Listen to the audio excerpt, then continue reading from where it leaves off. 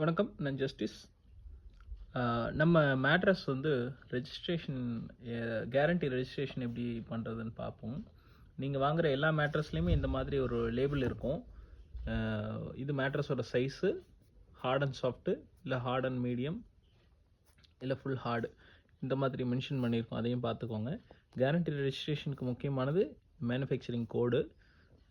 TN அப்படிங்கிறது தமிழ்நாடு 78726. இந்த 5 digit வர்றது எல்லாமே மேட்ரஸோட சைஸ் வரும். அதுக்கப்புறம் இருக்கிறது டேட்டுங்க, 8ஆம் தேதி 9வது மாதம் 2024 இந்த மாதிரி இருக்கும். இந்த கியூஆர் கோடை நீங்கள் ஸ்கேன் பண்ணிவிட்டு நீங்கள் கேரண்டி ரெஜிஸ்ட்ரேஷன் பண்ணலாம்.